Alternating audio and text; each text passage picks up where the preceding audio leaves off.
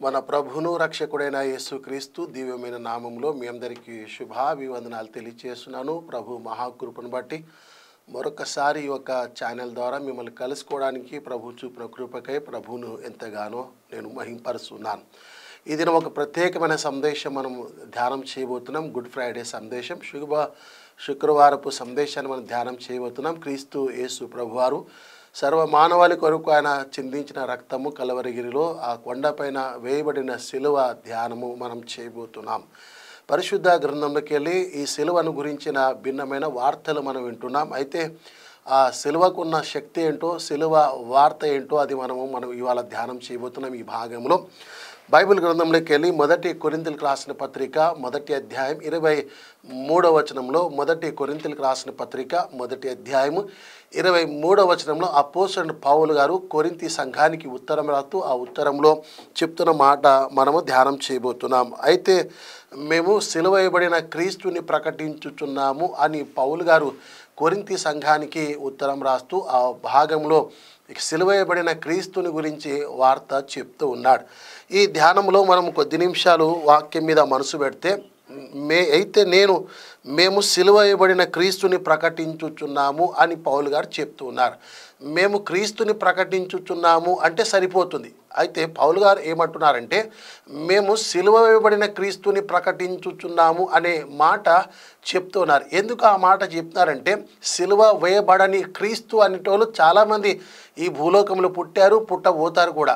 అయితే పౌలు గారు ఏమంటారంటే వాళ్ళ వల్ల వచ్చే ప్రయోజనాలు, కలిగే లాభాలు ఏమీ లేవు, కానీ సిలువ వేయబడిన క్రీస్తు ద్వారానే మనకు సర్వ మానవాళికి లాభం ఉంది, పాప క్షమాపణ ఉంది, పరలోకపు అనే నిత్య జీవం ఉందని పౌలు గారు చాలా స్పష్టంగా రాస్తున్నారు. అందుకే ఈ కొరింథీ సంఘానికి ఉత్తరం రాస్తున్న ఈ భాగంలో మేము సిలువ వేయబడిన క్రీస్తుని ప్రకటించుచున్నాము అని రాస్తూ ఉన్నాడు.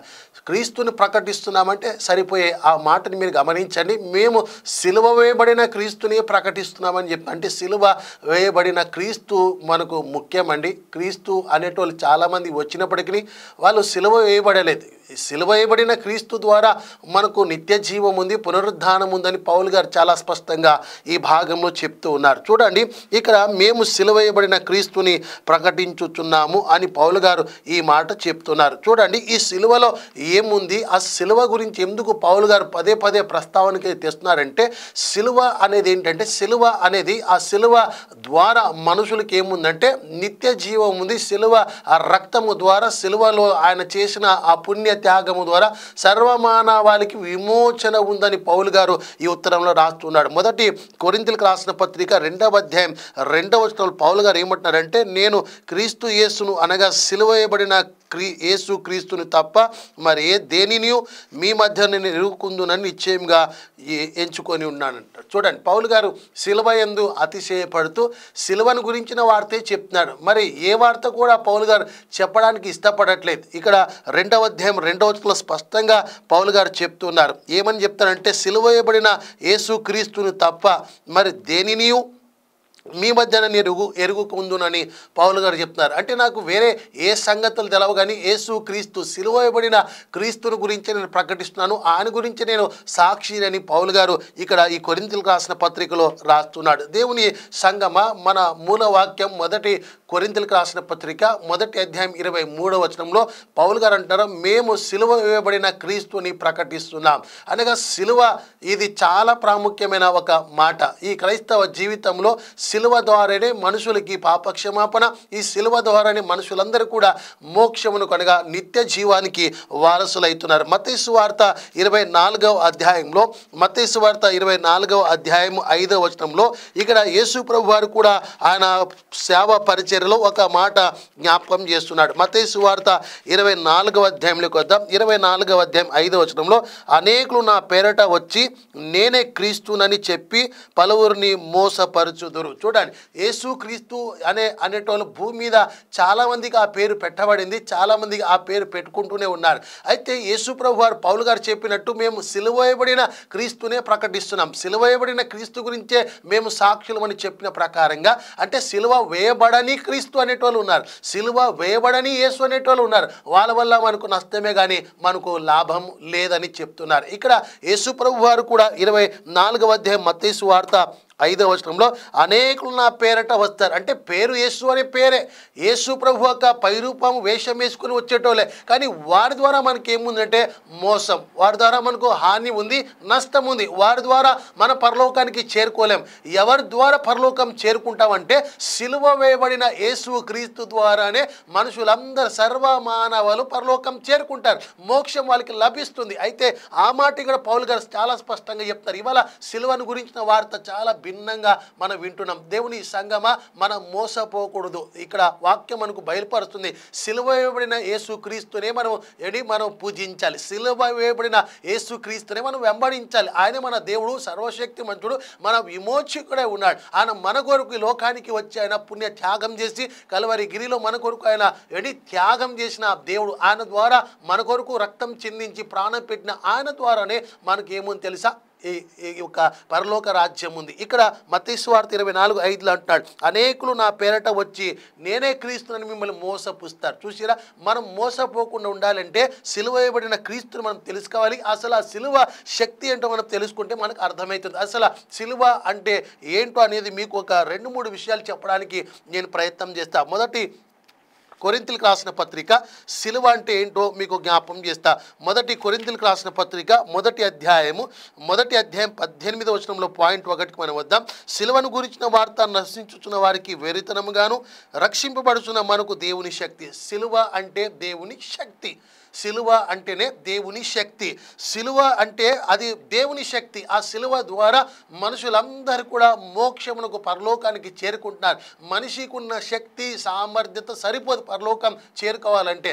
ఆ సిలువ మరణం, ఆ సిలువ త్యాగం, ఆ సిలువలో యాగము ద్వారా సర్వ మానవాళ్ళు ఏమవుతారంటే ఆ పరలోకపు తండ్రి దగ్గరికి చేరుకుంటారు. అంటే సిలువలో శక్తి ఉంది. ఏ శక్తి ఉందంటే నిన్ను పరలోకం చేర్చే శక్తి సిలువకి మాత్రమే ఉంది. అందుకే పౌలు గారు ఆ సిలువను గురించిన ఎన్ని సాక్ష్యం చెప్తున్నాడు. మేము సిలువ వేయబడిన క్రీస్తుని ప్రకటిస్తున్నామని. దేవుని సంగమా, నీకు సిలువ ద్వారా మోక్షం ఉంది. సిలువ ద్వారా నీకు పాప క్షమాపణ, సిలువ ద్వారా నువ్వు పరలోకపు తండ్రి దగ్గరికి చేరుకోగలుగుతున్నావు. కాబట్టి సిలువలో శక్తి ఉంది. సిలువలో శక్తి ఉంది. ఒక పాపి విమోచింపబడి పరలోకం ఎక్కి వెళ్ళాలంటే సిలువ ద్వారానే ఎక్కి వెళ్తాడు. అందుకే సిలువలో శక్తి ఉంది. పాయింట్ 1 గమనించండి. మన మూలవాక్యం మొదటి కొరింథీయులకు రాసిన పత్రిక 1వ అధ్యాయం 23వ వచనంలో అపోస్తలుడు పౌలు గారు అంటున్నారు, మేము సిలువ వేయబడిన క్రీస్తుని ప్రకటిస్తున్నాం. ఆ సిలువకున్న శక్తి ఏంటంటే నిన్ను పరలోకానికి చేరుస్తుంది. అదే మనం చదువుకున్న మొదటి కొరింథీయులకు రాసిన పత్రిక 1వ అధ్యాయం 18వ వచనంలో సిలువను గురించిన వార్త, సిలువను గురించిన వార్త నశించుచున్న వారికి వెరితనముగాను, రక్షింపబడుచున్న మనకు దేవుని శక్తి. చూడండి, దేవుని శక్తి. సిలువలో శక్తి ఉంది, అది దేవుని శక్తి. మనం వాక్య ధ్యానంలోకి వెళ్తే అపోస్తల కార్యం 10వ అధ్యాయం 1 నుండి మనం చదివినప్పుడు ఇటలీ పటాలం అనబడిన పటాలంలో కైసర్ అనే ప్రాంతంలో కొర్నేలు అనే భక్తుడు ఉన్నాడండి. అతడు ధర్మకార్యములు చేస్తూ కుటుంబ సమేతంగా ప్రార్థనలు చేస్తూ ఎన్నో సత్క్రియలు చేస్తూ ధర్మకార్యం నిత్యం ప్రార్థన భక్తి తన పని చేస్తూ ఒక ఉన్నతమైన స్థాయిలో సంపన్నుడై ఉన్న ఆ వ్యక్తిని గురించి మనం ధ్యానం చేస్తే అపోస్తల కార్యం 10వ అధ్యాయం 1వ వచనంకి వెళ్ళి మనం చదివితే కొర్నేలు కుటుంబాన్ని ప్రభు జ్ఞాపం చేస్తున్నాడు. ఆ కొర్నేలు కుటుంబంలో చూడండి, అతడు సామర్థ్యత కలిగిన వాడు, శక్తి సంపన్నుడు, ధర్మకార్యం చేస్తున్నాడు, ప్రార్థనలు చేస్తున్నాడు, కుటుంబంతో కలిసి దేవుని యందు భయభక్తి కలిగి ఉన్నాడు. ఎన్నో మంచి అతని లక్షణాలు అతనిలో కనిపిస్తున్నాయి. అయితే ఎన్ని లక్షణాలు ఉన్నా, ఎంత సంపన్నుడై ఉన్నా, ఎంత శక్తి కలిగి ఉన్నప్పటికీ ఆ వ్యక్తి పరలోకం చేరాలంటే, మారు మనసు, పాపక్షమాపణ, నిత్య జీవం పొందుకోవాలంటే అతడు పశ్చాత్తాపడాలి. అంటే దేని ద్వారా పరలోకం చేరుకుంటాడు? శక్తి సామర్థ్యత సంపద ఉంటే మన పరలోకం చేరుకోలేం. కొర్నేలుకున్న మంచి మనసు, కొర్నేలు గురించి మంచి సాక్ష్యం అతని పరలోకం చేర్చదు. కొర్నేలు పరలోకం చేరుకోవాలంటే కొర్నేలు నమ్మి బాప్తీసం తీసుకోవాలి, కొర్నేలు పాప క్షమాపణ పొందుకోవాలి, కొర్నేలు పాపం నుండి కడగబడాలి. యేసు క్రీస్తు రక్తం ద్వారా కడగబడితేనే కొర్నేలు కుటుంబం ఆ మోక్షానికి పరలోకం చేరుకుంటారు. కాబట్టి దేవుడు ఆ వ్యక్తిని జ్ఞాపం చేసుకున్నాడు. చూడండి, మొదటి అధ్యాయం మనం చదివితే, మొదటి వచనంకి వెళ్ళి చదివితే కొర్నేలు దగ్గరికి దేవుని దూతలు వచ్చి చాలా తేటగా అతనికి దర్శనం ముందు దేవుడు చెప్పిన మాట ఏంటంటే, అపోస్తుడైన పేతురు గారు పిలిపించి వాక్యం వినమన్నాడు. ఆ వాక్యం విన్న తర్వాత తర్వాత కుటుంబం అంతా కూడా మారు మనసు పొంది వారు ఆ క్షణమే బాప్తీసం తీసుకొని యేసుక్రీస్తు రక్తం చేత కడగబడ్డారు. అంటే ఆ కడగబడిన వారు ఎట్లా కడగబడ్డారు? యేసు సిలువలో చేసిన త్యాగము ద్వారా వారు పాప క్షమాపణ పొందుకున్నారు, రక్తం చేత కడగబడ్డారు. ఈ కడగబడిన కుటుంబానికి ఇప్పుడు ఏముందంటే పరలోకం ఉంది. చూసిరా, ఈ సిలువకు ఉన్న శక్తి ఏంటంటే ఒక పాపిని, ఒక వ్యక్తిని ఎటువంటి వాడైనా సరే పరలోకం చేర్చే శక్తి ఎవరికి ఉందంటే కేవలం ఒక సిలువకే ఉంది. మరొక విషయం మీకు జ్ఞాపం చేస్తా. అసలు సిలువలో ఏముంది? మన అంశంలో సిలువలో ఏముంది, సిలువకునే శక్తి మీకు జ్ఞాపం చేస్తా. వాక్య ధ్యానంలో గలతీయులకు రాసిన పత్రిక 6వ అధ్యాయంకి వద్దాం. గలతీయులకు రాసిన పత్రిక 6వ అధ్యాయంలో మనం చదివితే కనుక 14వ వచనంలో, 6వ అధ్యాయం 14వ వచనం, గలతీయులకు రాసిన పత్రిక 6:14లో, అయితే మన ప్రభు అయిన యేసుక్రీస్తు సిలువ యందు తప్ప మరి దేని యందు అతిశయించుట నాకు దూరం అగును గాక. చూడండి, రెండో మన పాయింట్కి వస్తే ఈ సిలువలో ఏముందంటే మనుషులందరికీ అతిశయం ఉంది. ఏ అతిశయం ఉందంటే ఆ సిలువను చూచినప్పుడల్లా మనుషులు అతిశయపడాలి. ఎందుకు అతిశయపడాలంటే ఆ మనిషి పాపం తీసివేసింది ఒక సిలువే, మనిషి మీద దోషము తీసివేసింది ఆ ఒక సిలువే. ఆ మనిషి ఆ సిలువను చూచినప్పుడు అతిశయపడాలి. ఏ కారణం చేత అంటే పాపం లేకుండా నిన్ను చేసింది కాబట్టి ఆ సిలువను చూచిన ప్రతిసారి కూడా నువ్వు అతిశయపడాలి. పాయింట్లో మనం వస్తే కనుక సిలువలో ఏముందంటే సిలువలో అతిశయం ఉందండి. పౌలు గారు సిలువ యందు అతిశయపడుతున్నాడు. ఆ సిలువ ద్వారా నా పాపములు క్షమించబడ్డాయి, సిలువ రక్తం ద్వారా నేను విమోచింపబడ్డా, ఇప్పుడు నేను స్వతంత్రుని అయిపోయాను, నేను పరలోక రాజ్యానికి చేరుకుంటామనే గొప్ప అతిశయం పౌలు గారు ఇక్కడ కనపరుస్తున్నారు. దేవుని సంగమ ఈ వాక్యం వింటున్నాం దేవుని బిడ్డలారా. సిలువలో ఏముందంటే సిలువలో అతిశయం ఉంది. ప్రభు నీ కొరకు చిందించిన రక్తం, ప్రభు నీ కొరకు చేసిన ఆ ప్రాణ త్యాగాన్ని చూచినప్పుడు నువ్వు అతిశయపడాలి. నీ కొరకు నీ బదులుగా యేసుక్రీస్తు వారి లోకానికి వచ్చి ఆయన నీ కొరకు మరణించాడు. ఆయన మరణము ద్వారా నీకు నిత్య జీవం దేవుడు ఇచ్చాడు. కాబట్టి ఆ సిలువను చూచినప్పుడు నువ్వు అతిశయపడాలి. నీ కొరకు ఒక విమోచకుడు, నీ కొరకు ఒక మహోన్నత దేవుడు ఈ లోకానికి వచ్చి నీ కొరకు త్యాగం చేశాడు. చూసారా, ఆ త్యాగాన్ని బట్టి నువ్వు అతిశయపడాలి. ఇప్పుడు చాలామంది ఆస్తి పాస్తులు, వెండి బంగారము, సొంత ఇల్లు ఉంటే అతిశయపడేటోళ్ళు ఉంటారు. మనుషులను బట్టి అతిశయం, వస్తువులు బట్టి అతిశయపడతారు. కానీ పౌలు అంటారు, నేను క్రీస్తుని బట్టి, క్రీస్తు సిలువను బట్టి అతిశయపడుతున్నానని పౌలు గారు కొరింథీయులకు రాసిన పత్రిక 6వ అధ్యాయం 14వ వచనంలో రాస్తున్నాడు. పౌలు గారు అతిశయపడడానికి చాలా కారణాలు ఉన్నాయి. పౌలు గారి చరిత్ర మనం చదివితే కనుక అతడు బెన్యామీన్ గోత్రంలో పుట్టాడు. అంటే ఆ గోత్రం బట్టి అతిశయపడాలి. బెన్యామీన్ గోత్రంలో పుట్టిన పౌలు గారు ధర్మశాస్త్రం ఎరిగినవాడు, పండితుడు, శక్తి సామర్థ్య సంపన్నుడు, అవి అన్నీ ఉన్నప్పటికీ వాటిని బట్టి పౌలు గారు ఎక్కడ కూడా అతిశయపడట్లేదండి. ఇవాళ మనుషులు కొంత ఆస్తి పాస్తులు సంపాదిస్తే, జ్ఞానం ఉంటే, అందం ఉంటే అతిశయపడుతున్నారు.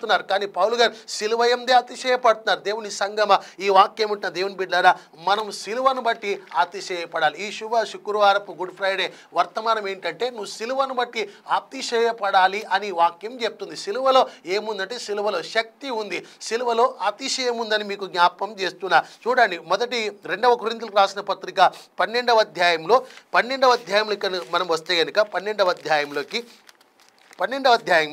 మొదటి వచనంలో అతిశయపడుట నాకు తగదు అని పౌలు గారు చెప్తున్నారు.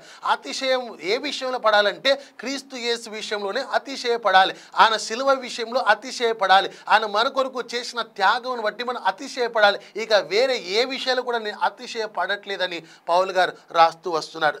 ఇంకొక పాయింట్ మీకు జ్ఞాపకం చేస్తా. అసలు సిలువలో ఏముందంటే సిలువ అంటే విలువ. ఆ సిలువ ద్వారా మనుషులకి విలువ వచ్చింది. ఆ పాపం వల్ల మనుషులు విలువను పోగొట్టుకున్నారు, మహిమను పోగొట్టుకున్నారు. మొదటి మానవుడైన ఆదాం వీళ్ళు పాపం చేసి దేవుని మహిమ పోగొట్టుకున్నారు. ఎప్పుడైతే సిలువ మనకు ప్రత్యక్షమైందో, సిలువ వచ్చిందో, సిలువ త్యాగం ద్వారా మనుషులకి పోగొట్టుకున్న విలువ వచ్చింది. ఇవాళ నీవు విలువ కలిగిన ఒక వ్యక్తిగా ఉండాలంటే నువ్వు సిలువ చెంతకు నువ్వు రావాలి. సిలువ నీకు విలువ ఇస్తుంది. సిలువ నీకు సంఘంలో, సమాజంలో, ఒక సొసైటీలో నీకు విలువ ఇస్తుంది. ఆ సిలువ దగ్గరికి నువ్వు రావాలి. ఆఖరిగా ఒక పాయింట్ మీకు చెప్పడానికి ప్రయత్నం చేస్తా. సిలువలో ఏముందంటే కొరింథీయులకు రాసిన పత్రిక, కొలసీలకు రాసిన పత్రిక 1వ అధ్యాయం 19వ వచనంలో, కొలసీలకు రాసిన పత్రిక 1వ అధ్యాయం 19వ వచనంలో మనం చదివితే కనుక 1వ అధ్యాయం 19వ వచనంలో ఆయన యందు సర్వ సంపూర్ణత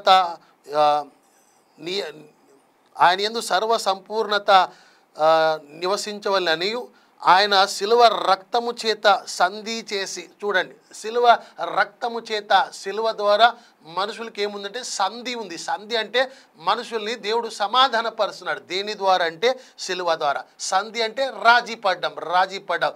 దేవునికి మనుషులకి మధ్యలో అగాధం వచ్చింది, అంటే గ్యాప్ వచ్చింది. పాపం వల్ల మనుషులు దేవునికి దూరం అయిపోయారు. అయితే ఈ శిలువ ఏం చేసిందంటే సంధి చేసింది, సమాధానం చేసి రాజీ చేసింది. శిలువకున్న శక్తి అండి అది. శిలువ మానవాళ్ళని దేవునితో కలిపిందండి. ఈ శిలువకున్న విలువ ఏంటంటే మనుషులందరినీ కూడా పరలోకానికి చేరుస్తుందండి. ఈ ఆఖరి పాయింట్లో శిలువకున్న శక్తి ఏంటంటే సంధి చేసిందంటే రాజీ చేసింది. ఏ విషయంలో రాజీ చేసిందంటే మనుషులు పాపం విషయంలో రాజీ చేసింది. రాజీ పడ్డారు, సమాధాన పడ్డారు. అందుకే మనుషులు ఇప్పుడు ఏమయ్యారంటే వాళ్ళు దేవుని దృష్టిలో సమాధానం కలిగి తండ్రితో కూడా ఏకమయ్యారు.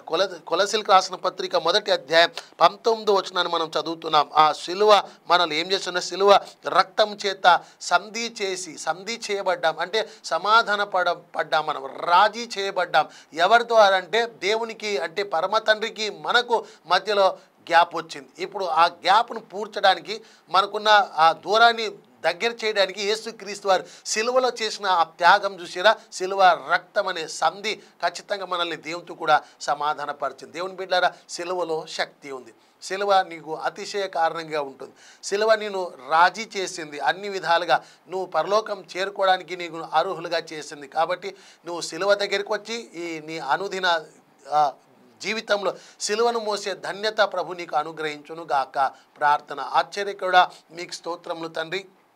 ఈ వాక్యాన్ని వీక్షిస్తున్న బిడ్డలందరూ మీరు జ్ఞాపకం చేసుకుని ప్రభా, ఈ శుభ శుక్రవారపు గుడ్ ఫ్రైడే వర్తమానాన్ని ప్రభా బిడ్డలకి మీరు అందించిన విధానం బట్టి స్తుతిస్తున్నాం ప్రభా. నిజమైన సిలువ యందు అతిశయపడే గొప్ప ధన్యత దయచేయమని ప్రార్థిస్తున్నాం. మేము సిలువ ఇవ్వబడిన క్రీస్తుని ప్రకటిస్తున్నామని పౌలు గారు తెలియపరిచిన రీతిగా ప్రభా, ఆ సిలువకున్న విలువ బిడ్డలు తెలుసుకునే గొప్ప నేత్రములు బిడ్డలకు దయచేసి మీ నామానికి మహిమ తెచ్చుకోమని యేసు నామములు ప్రార్థిస్తున్నాం తండ్రి. ఆమేన్.